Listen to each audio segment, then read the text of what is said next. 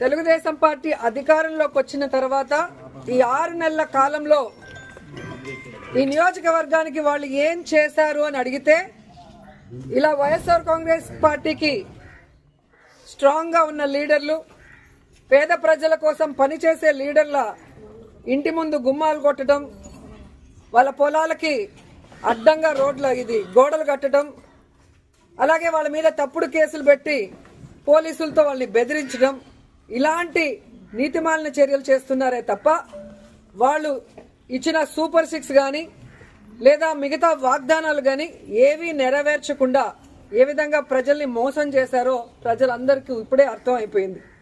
కానీ దురదృష్టం ఏంటంటే ఈ పంచాయతీలో తాగే నీళ్ల దగ్గర నుంచి ప్రజలకి అన్ని అందుబాటులోకి తీసుకొచ్చే సచివాలయం, ఆర్బీకే సెంటర్ అన్నీ కూడా ఇక్కడ లీడర్లు వాళ్ళ ల్యాండ్ ఇచ్చి కట్టించి ప్రజలకు అన్ని అందుబాటులోకి తీసుకొచ్చారు. కానీ తెలుగుదేశం గతంలో 14 సంవత్సరాలు అధికారంలో ఉన్న చంద్రబాబు నాయుడు అప్పుడు ఏం చేయలేదు, ఇప్పుడు అధికారంలోకి వచ్చాక ఇప్పుడు కూడా ఏం చేయకుండా వాళ్ళు ఫెయిల్యూర్ అయిన విషయాన్ని కప్పిపుచ్చుకోవడానికి ఈ విధంగా కొంతమందిని టార్గెట్ చేసి వైఎస్ఆర్ కాంగ్రెస్ పార్టీ లీడర్ని వేధించడం, భయభ్రాంతులు చేయాలన్న ఆలోచనతో ముందుకు వెళ్తున్నారు.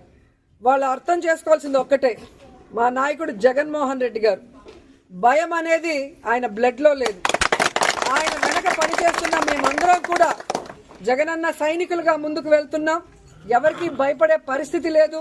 ఎందుకంటే వైఎస్ఆర్ కాంగ్రెస్ పార్టీలో మేము ఎవరు తప్పు చేయలేదు. 5 ఏళ్లు కూడా ప్రజలకి మంచే చేశాం, నియోజకవర్గాలన్నీ అభివృద్ధి చేశాం. ఈరోజు మీరు మోసంతో అధికారంలోకి వచ్చారు, ఈవీఎంలు మ్యానిపులేట్ చేసి వచ్చారు, ఏ విధంగా సూపర్ 6లు అంటూ ప్రజల్ని మోసం చేసి వచ్చారు. మీరు సిగ్గుపడాలి, మేము సిగ్గుపడాల్సిన అవసరం లేదు. కానీ ఈరోజు టీడీపీ వాళ్ళని హెచ్చరిస్తున్నాం, ఇలాంటి పనికిమాలిన కార్యక్రమాలు మరొకసారి చేస్తే సహించేది లేదు.